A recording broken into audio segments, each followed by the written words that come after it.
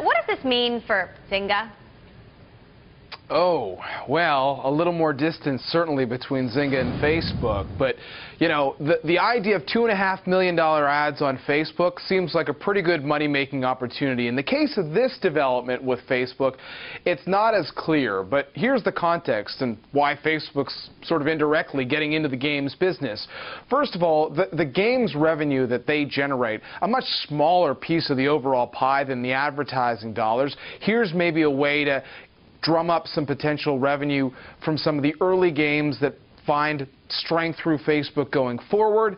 And also this does play well into the mobile strategy that Facebook has been so focused on, since most of the social games these days are certainly meant for mobile users. And so with the stock trading right about where it was when it went public, this is kind of the potential excitement story tied to mobile. But the challenges that Facebook could face with this have to do with what exactly the young game developers will be getting out of this relationship. We already know that if you're buying, say, virtual goods and social games through Facebook, Facebook takes a big cut, upwards of 30%. So it's, to some, almost like you're saying, well, we already take that big cut. Now we might be indirectly going into business with you, and that might mean us taking a bigger cut, potentially a big cash grab, if the game developers are on board with the idea. Emily?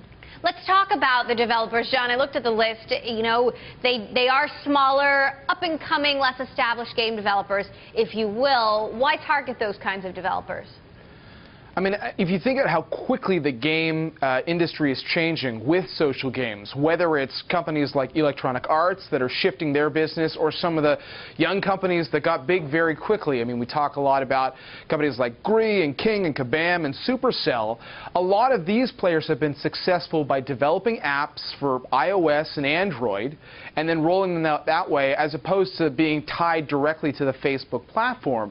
Facebook's trying to make this argument that sometimes you don't get as much love if you're in a sea of apps on a phone, and so maybe there's an opportunity in being closer to us. But it goes back to that question, do you want to be tied so closely to Facebook? We saw what happened to Zynga as a result and where it is now in trying to play this catch-up game in mobile.